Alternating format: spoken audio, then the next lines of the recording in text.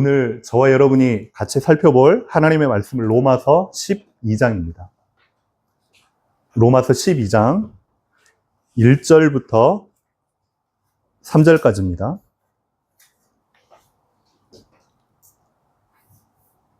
같이 교독하시면서 하나님의 말씀으로 저와 여러분들이 받으시면 좋겠습니다. 1절부터 3절 같이 합독합니다. 그러므로 형제들아, 내가 하나님의 모든 자비하심으로 너희를 권하노니 너희 몸을 하나님이 기뻐하시는 거룩한 산 제물로 드리라. 이는 너희가 드릴 영적 예배니라. 너희는 이 세대를 본받지 말고 오직 마음을 새롭게 함으로 변화를 받아 하나님의 선하시고 기뻐하시고 온전하신 뜻이 무엇인지 분별하도록 하라.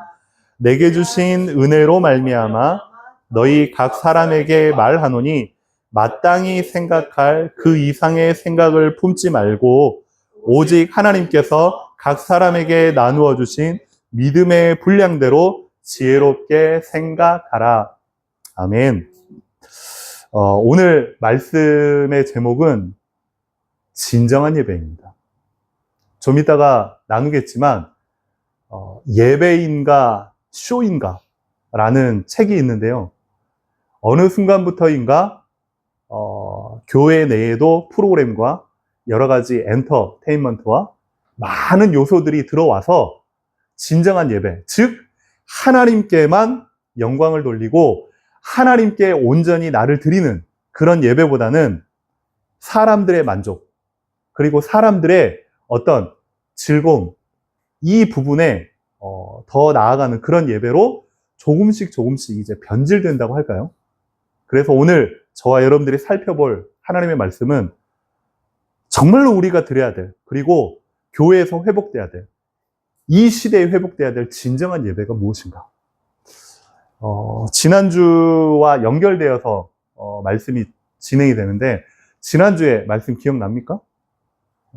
우리가 왜 근심을 하고 우리가 왜 걱정을 하느냐? 예수님의 제자들이 왜 걱정하고 왜 근심을 하느냐? 왜요? 당장 내 눈앞에 무언가가 사라져버린 거야. 나를 지켜주고 내가 살아가야 될 그러한 여러 가지 희망이나 이런 부분들이 내 눈앞에서 사라질 위기에 처해 있으니까. 항상 우리를 붙잡고 인도하시고 천국까지 인도에 갈 것 같은 예수님께서 곧 있으면 내가 떠난다 라고 하니까 갑자기 제자들이 걱정하고 두려워하고 다시금 옛날로 내가 돌아가야 되나? 라는 불안감에 이제 빠진 겁니다. 그때 예수님께서 정확하고도 확실하게 근거 있는 말씀을 주십니다. 그게 뭐냐? 너희는 마음에 근심하지 말라. 왜요? 하나님을 믿으니 또 나를 믿으라. 그 예수님께서 너희들이 살아가야 될 방향이요, 너희들이 세상 가운데 분명히 승리할 길이요, 그리고 수많은 사람들이 이게 맞다 저게 맞다라고 하는 시대에 예수만이 진리임을 너희에게 알게 하겠다. 그 말씀이 지난주 말씀입니다. 그래서 더 이상 걱정하지 마라, 근심하지 마라. 그 근심이라는 이 마음의 뿌리가요, 조금씩 끊임없이 우리 안에 튀어나온단 말이에요. 무슨 걱정이요? 돈 걱정해. 무슨 걱정이요? 공부 걱정해. 무슨 걱정이요? 부모님 걱정해. 무슨 걱정이요? 내 미래 걱정해. 끊임없이 창세기 3장 이후로 우리의 체질 자체가요, 하나님이 아닌 세상 것이 튀어나온단 말이에요.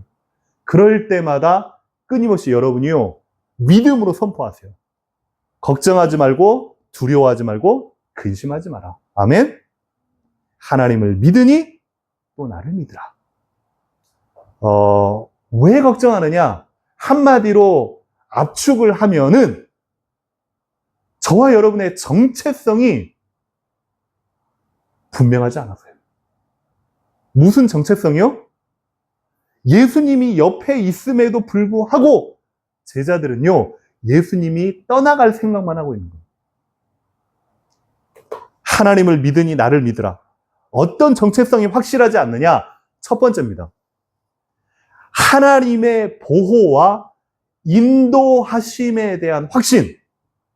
여기에 대한 명확한 정체성이 내 안에 있지 않는 겁니다. 차라리 내 손바닥에 대학교 합격증을 딱 쥐어주든지, 아니면 내 손바닥에 1억이 담겨있는 통장을 딱 주든지, 그게 더 확실하단 말이에요. 근데 눈앞에 보여진 그 확신이 아닌 하나님께서 보호하시고 인도하시고 천국까지 나를 인도하시겠다는 그 확신이, 그 정체성이 우리 가운데 희미한 겁니다. 그러니까 두려워하고 겁내는 거죠. 여러분들 어릴 때 다 타봤죠? 어른 돼서도 탑니다. 그 에버랜드나 아니면 그 놀이동산에 가면 이제 뭐라고 하죠? 롤러코스터, 바이킹. 롤러코스터를 타면 타기 전에 분명히요, 앞에 자기 몸을 갖다가 지켜주는 그 바를 갖다가 딱 건다고요. 그리고 혹시나 그럴까봐 안전요원이 한 명 한 명 와가지고 다 또 확인을 해요. 그리고서 출발! 그때부터 이제 막 콩닥콩닥하고 막 떨리고. 근데 이제 대만이나 저희 호주나 아주 위험하고 아주 무서운 그런 롤러코스터를 보면 공중에 롤러코스터가 떠가지고 딱 멈춘대요. 그러면 사람의 몸이 바닥을 향하게 돼 있죠? 덜렁덜렁 하는 겁니다. 그러면 사람들이 이제 무서워가지고 악지르기도 하고, 어떤 사람은요 정신줄 놓고 기절하기도 한대요. 근데 안 떨어져요. 내 손이 덜렁덜렁하고 발이 덜렁덜렁할 뿐이지, 그 완전한 기계가 딱 나를 받치고 있는 한 안 떨어진단 말이에요. 마찬가지입니다. 하나님께서 여러분을요 불꽃 같은 눈동자로 지키시고 보호하시고 인도하시고 천국까지 보장하셨단 말이에요. 거기에 대한 정확한 정체성과 확신이 희미하기 때문에 내가 두려운 겁니다. 그리고 두 번째는 뭐냐면, 예수님께서 십자가에서 다 이루었노라 라고 하신 그 그리스도에 대한 명확하고도 분명한 확신이 내 안에 희미하니까, 잘 보여지지 않으니까 이제 두려워하고 겁나는 거죠. 왜? 현실은요 당장 내 오감이요 느끼고 눈앞에 보이는 거거든요. 저와 여러분 오늘 다시금 두려워하지 말고 걱정하지 말고 여러분의 아빠, 아버지 되신 전능하신 하나님을 정말로 의지하고 믿으시기를 주님의 이름으로 축원합니다. 그러면 살펴보겠습니다. 진정한 예배. 서론적으로 예배인가 쇼인가 라는 책이 있습니다. 벌써 한 20여 년 전의 책이에요. 옛날에 나왔어요. 근데 이 책에 보면 많은 사람들이 예배를 드리러 간다가 아니라 그냥 잘 차려진 어떤 그런 프로그램에 그냥 참여하는 겁니다. 심지어 요즘은 성경책도 안 들고 갑니다. 핸드폰 하나만 들고 예배 가는 사람들이 많아요. 왜? 화면에 다 띄워주고, 성경 구절도 띄워주고, 찬송가도 띄워주고, 광고도 띄워주고, 심지어 뒤에 앉으면 잘 안 보일까봐 화면으로 목사님 얼굴까지 다 띄워줘요. 그러니까 핸드폰 하나만 들고. 그게 어찌 보면 편리하고 예배를 돕는다라고 하지만, 자칫 우리가 예배를 어떤 프로그램에 참여하는, 잘 짜여진 어떤 공연에 참여하는 그런 것쯤으로 여기게 될 수도 있단 말이에요. 그래서 이 책에 보면 이 목사님께서 그런 이야기를 합니다. 어떤 이야기를 하냐? 한번 같이 읽어볼까요? 시작. 우리가 월요일에 예배할 수 없다면 주일에 하나님을 예배한 것이 아니다. 무슨 말이냐?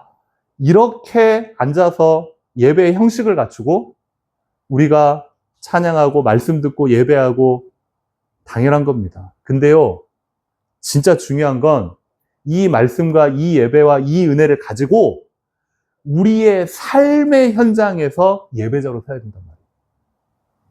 직장에서 예배할 수 없다면, 학교에서 예배자로 살아갈 수 없다면, 그리고 가정에서 예배자로 살아갈 수 없다면 주일날 예배 드리는 것, 그거 예배 드리는 거 아니다.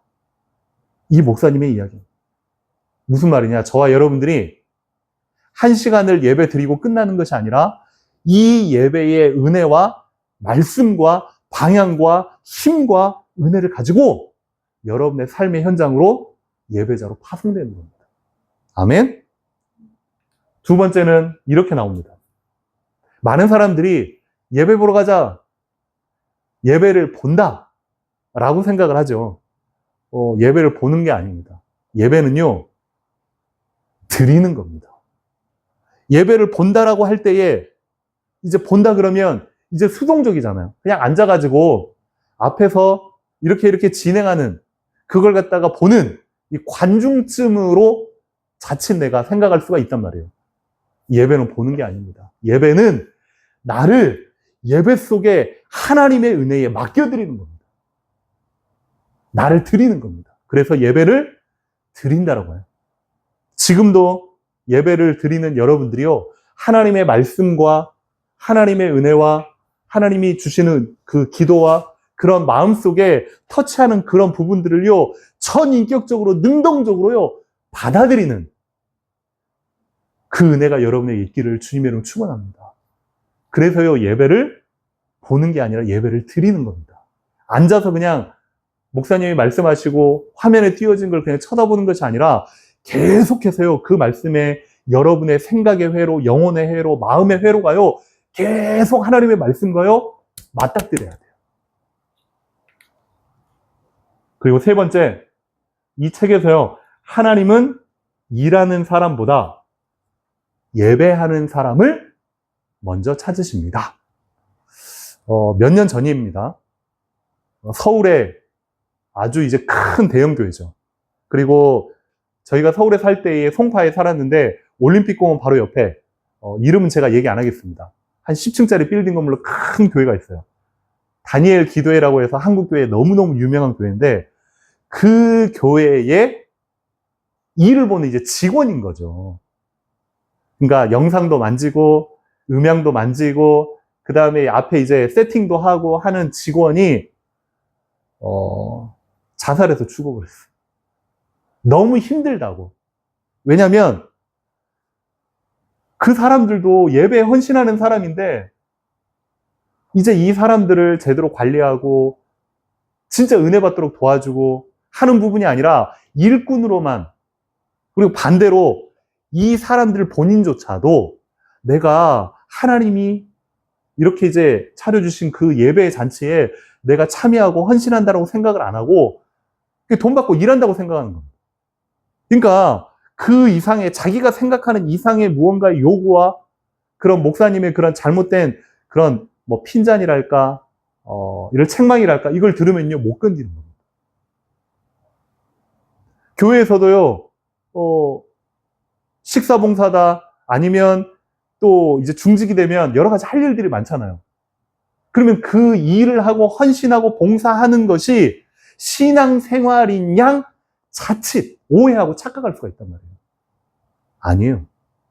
그런 것들이 다 연합해서 하나님의 교회를, 공동체를 이루어가는 거지만 저와 여러분이요 집중하고 가장 우선순위에 둬야 되는 건요 예배입니다. 그래서 하나님은 일하는 사람보다 예배하는 사람을 먼저 찾으신다. 그러니까 마리아와 마르다 그 이야기를 하면서 이 이야기를 써놓으신 것 같아요. 그래서 이 책에 여러분이 나온 이런 부분들 제가 정말로 동의하는 이야기거든요. 정말로 저와 여러분들이 예배에 참여하는 자가 아니라 예배를 드리는 참 예배자로 하나님 앞에 올려드리는 그런 자가 되기를 주님의 이름으로 축원합니다. 그러면 진정한 예배 첫 번째, 오늘 1절에 보니까 이렇게 나와 있습니다. 그러므로 형제들아 내가 하나님의 모든 자비하심으로 너희를 권하노니 너희의 몸을 하나님이 기뻐하시는 거룩한 산제사로 드리라. 진정한 예배 첫 번째입니다. 몸을 드리는 예배입니다. 너희 몸을 거룩한 산 제물로 드리래요. 보면 하나님이 기뻐하시는 모습, 예배를 말하는 겁니다. 예배를 통해서 하나님이 기뻐하시는 모습이 뭘까요? 처음에 제가 기도 제목 나누고 함께 기도했던 이제 그 부분인 것 같아요.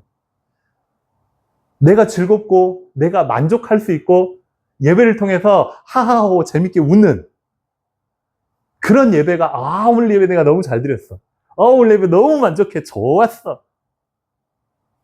하나님이 원하시는 예배가 뭐냐고요.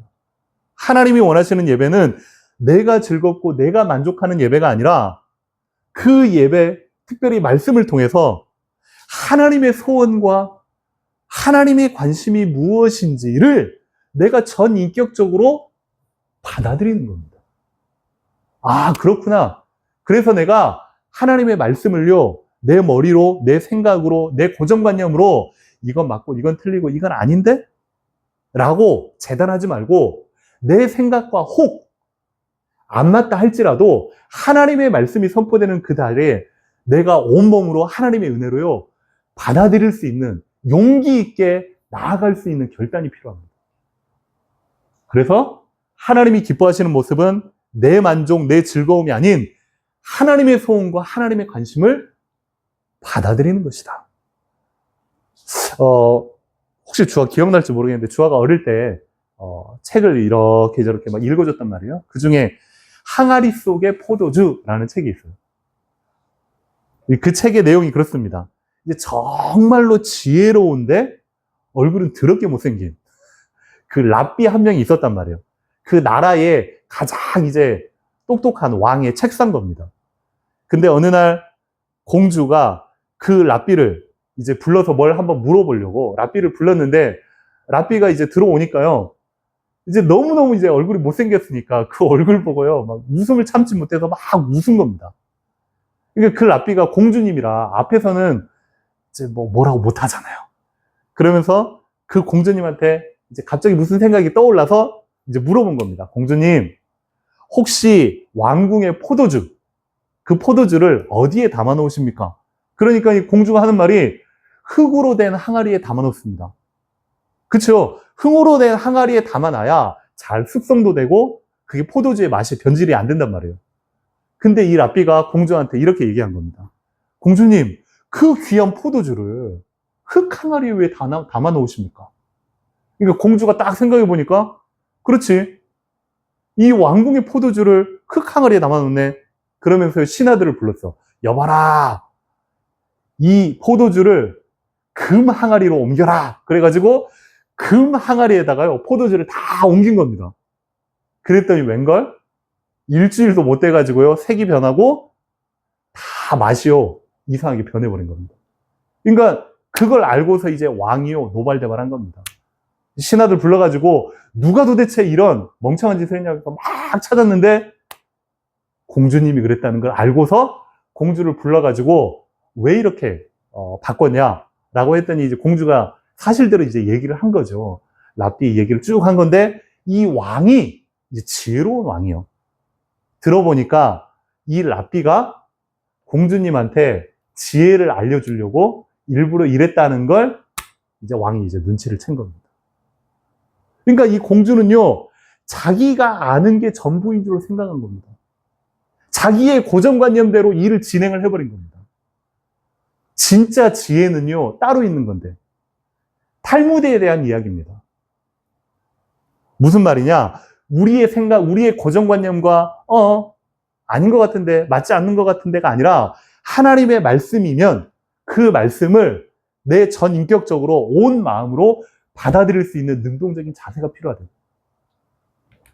두 번째는요, 너희 몸을 거룩한 산 제물로 드려라. 제사로 드려라.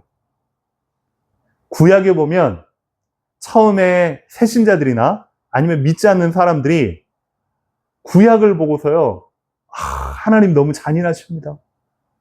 특히나 레위기서에 보면 창세기, 출애굽기, 레위기, 세 번째 성경 레위기에 보면 모든 게 이제 다 제사하는 이야기입니다. 그 제사에 5대 제사가 나오거든요. 그 5대 제사에 번제, 그리고 소제, 화목제, 속죄제, 속건제. 뭔지 아십니까? 나중에 기회가 되면 제가 말씀을 드리겠습니다. 그 중에서 산 제물로 드리라, 이 말을 번제에 대한 이야기입니다. 번제는요, 하나님께 제사를 드릴 때, 지금으로 말하면 예배를 드릴 때에 그 순양 그리고 숫송아지를 제단 위에 올려가지고 그 아래 불을 피워가지고요 완전 태워버려요. 각을 떠가지고 그런 제사를 번제라고 합니다. 우리의 몸을 하나님 앞에 그렇게 온전히 태워버리래요. 응? 그게 도대체 무슨 말이냐?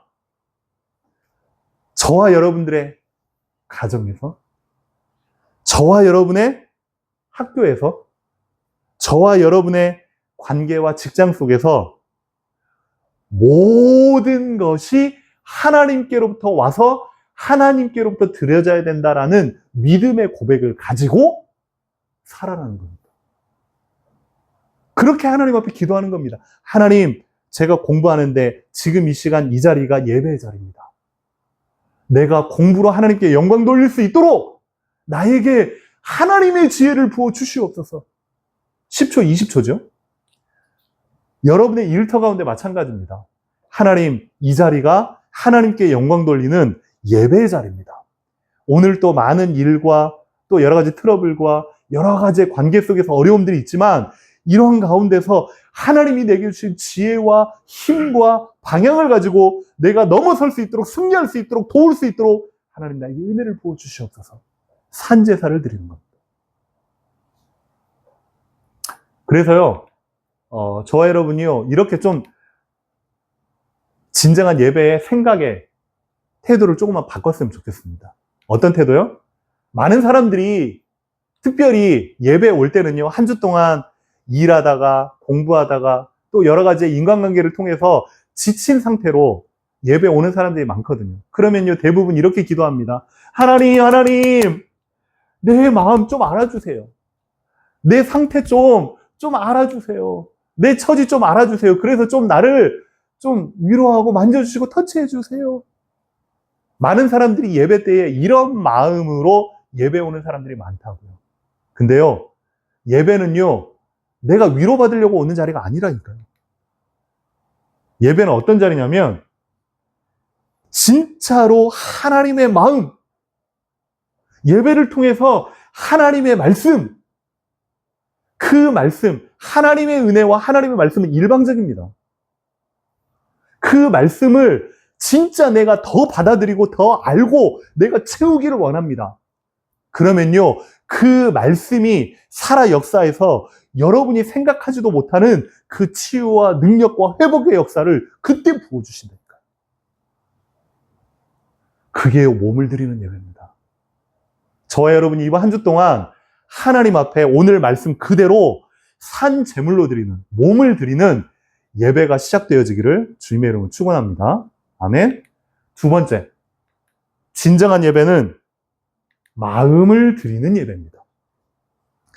2절에 보니까 이렇게 나왔습니다. 너희는 이 세대를 본받지 말고 오직 마음을 새롭게 함으로 변화를 받아.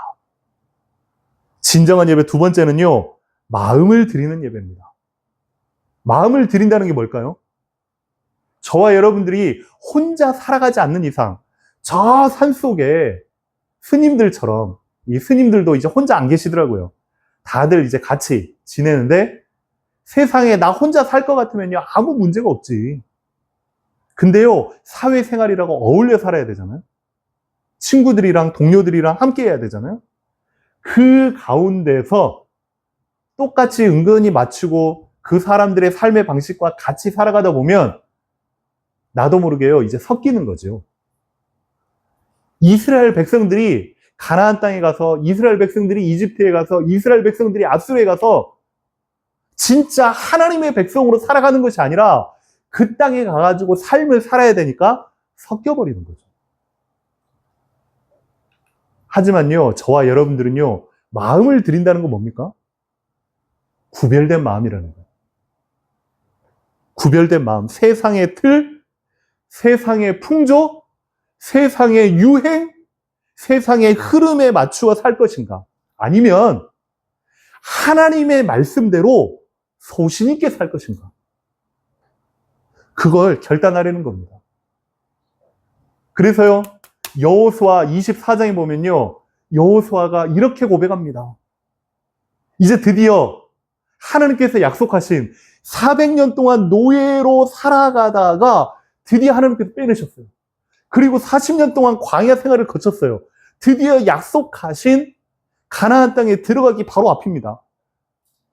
이제 이스라엘 백성들이 흥분한 겁니다. 드디어 약속의 땅에 가는구나. 우리가 이제 가는구나. 이제 우리가 가가지고 우리의 땅을 가지고서 우리가 삶을 살겠는. 그때 여호수아가 이렇게 말합니다. 저기에 가면 젖과 꿀이 흐르고 먹을 것들이 많고 여러분의 거처들이 있을 건데 중요한 건 저 이방인들이 섬겼던 신들도 가득할 것이다. 결단해라. 어떻게 결단하냐? 너네들이 지금까지 누가 어떻게 인도하셨는지에 대한 다시 한번 너희들이 생각해봐라. 그리고 나와 내 가정은 오직 여호와만 섬기겠노라. 아멘? 구별된 마음으로 살아가려는 겁니다. 똑같이 살아가지만 구별된 자로 살아가는 여러분의 마음입니다. 그리고 두 번째는 새로움입니다. 그리고 변합니다. 이 말이 뭐냐면 하나님의 말씀을 귀로 받는 것이 아닙니다. 눈으로 받는 것이 아닙니다. 하나님의 말씀은요, 여러분의 전인격적으로 마음으로 받는 겁니다. 마음으로 받을 때에 그때의 성령께서 여러분의 마음에 감화, 감동, 인도, 역사하신다는 거거든요. 그럴 때에 새로움과 변화가 일어납니다. 예전에 한번 제가 예를 들었죠. 30년 동안 제가 교회를 다녔습니다. 설교를 몇천 번 들었습니다. 하지만 지금 내 삶을 보면 변화된 건 아무것도 없습니다. 그 사람은 예배를 보러 다닌 거고 예배에 참여한 거지 예배를 진짜 나의 것으로 하나님 앞에 전인격적으로 마음으로 받아들이지는 않았던 거예요. 그럴 때에 여러분에게 새로움과 변화가 일어난다. 그러면 한번 살펴보겠습니다. 예배의 진정한 은혜. 많은 사람들이 쉽게 이렇게 생각을 합니다. 외부적인 요인. 내가 진짜 하나님 앞에 은혜를 받으려면 기본적으로 어느 정도 이제 좀 멋들어진 장소, 그리고 또 나를 이제 이렇게 예배 속으로 쭉 들어가게 하는 음악적인 어떤 분위기, 그리고 또 어떤 사람들은 교회에 이제 잘 모르는 사람들은요, 맛있는 음식 해주면요, 그 교회 갑니다. 지난주에 그랬죠. 제가 자부합니다. 예배 때 하는 말은 아니지만 전 세계에서 가장 맛있는 밥을 주시는 그런 교회가 아닐까. 어쨌든 이런 외부적인 요인으로 하나님의 은혜를 대신하지 말란 말이에요. 하나님의 은혜는요, 내부적인 확신입니다. 물론 외부적인 요인이 잘 갖추어지면 좀 더 쉽게 편안하게 우리가 예배 속으로 들어갈 수는 있겠죠. 하지만 중요한 건요, 예배의 은혜는요, 내부적인 확신이 더 중요합니다. 하나님의 말씀이 진짜 나와 교감하고 터치하고 있느냐. 그리고 그 말씀으로 인해서 내 안에 누가 대신해 줄 수 없는 성령의 충만함으로 내가 가득 채워지느냐. 그 확신이 하나님의 은혜의 시작입니다. 자, 그러면 세 번째, 진정한 예배는 어떤 예배인가? 오늘 3절에 보니까 이렇게 나와 있습니다. 내게 주신 은혜로 말미암아 너희 각 사람에게 말하노니 마땅히 생각할 그 이상의 생각을 품지 마라. 너희들에게 주신 각각의 달란트와 너희들에게 주신 각각의 그런 모습들이 있지 않냐? 그 이상을 생각하지 마라. 말 그대로 삶을 살아가야 되는 우리에게 욕심내지 마라 이거예요.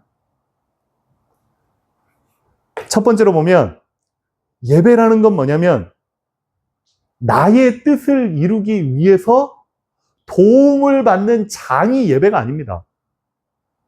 내가 고3 수능을 앞두고 점수를 잘 받아서 좋은 대학에 들어가야 돼. 그걸 위해서 하나님 앞에 막 부르짖고 1점이라도 올려주시옵소서. 의외로 많아요. 의외로 많은 게 아니라 진짜 많아요. 기도를 해야 되지만 그렇게 종교적인 도움을 받기 위해서 드리는 게 예배가 아니란 말이에요. 예배는 뭐냐면 나의 뜻, 나의 소원, 나의 관심, 나의 어떠한 욕심을 채우기 위해서 하나님께 도움을 받는 장이 아니라 하나님의 뜻에, 하나님의 말씀에 나의 삶을 맞추는 자리입니다. 이 자꾸만 왜 기독교도 종교로 이렇게 흐르느냐? 그 이유가 이것 때문이거든요. 도움을 받는 장이 아닙니다. 내가 원하는 걸 얻기 위한 게 예배가 아닙니다. 하나님께, 하나님의 말씀에, 하나님의 뜻에 여러분이 맞추는 자리입니다. 그러면 하나님 너무 이기적이지 않나요? 네, 하나님 이기적이세요. 하나님 너무 편파적이, 네, 하나님 편파적이세요.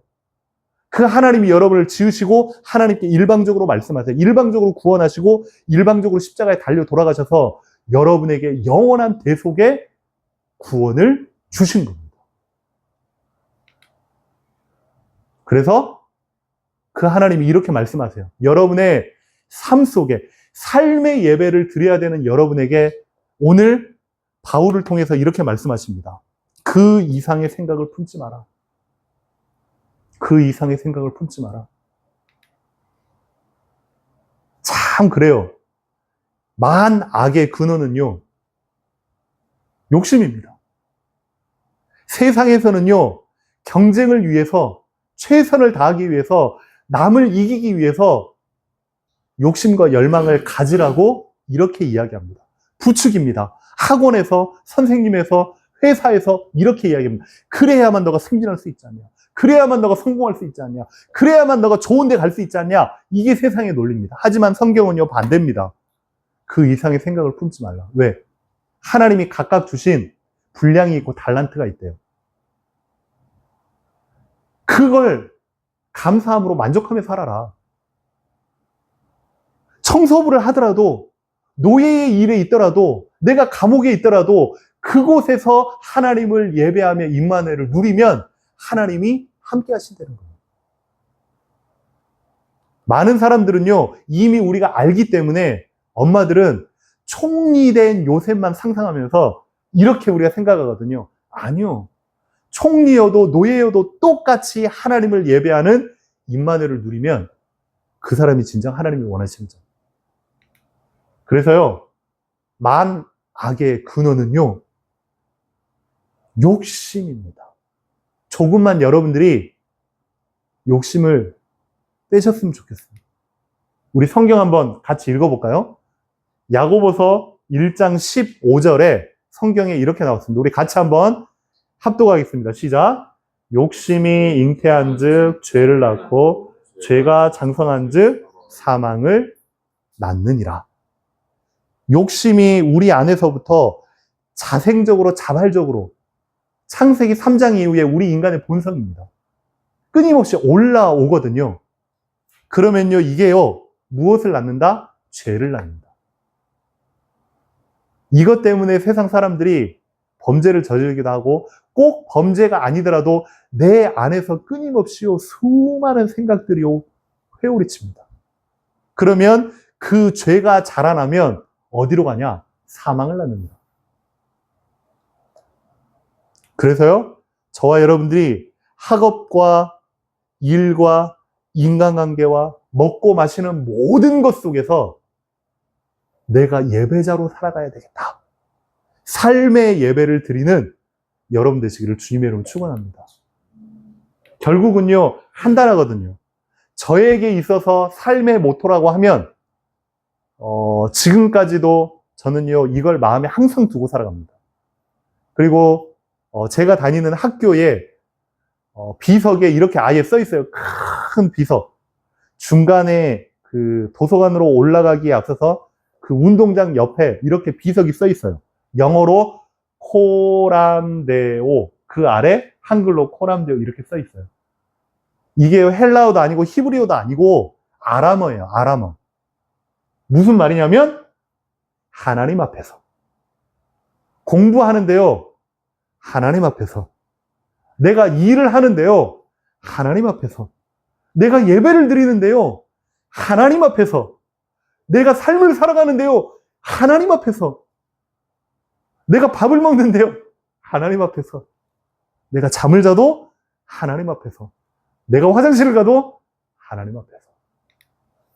그래서요, 구약에 보면 코람데오, 하나님 앞에서 이 뜻이요, 이거랍니다. 하나님의 얼굴, 이게요, 코람데오 뜻이래요. 뭐냐? 하나님의 얼굴이, 하나님의 눈동자가 항상 나를 따라다녀. 우리는 자칫하면 불편해.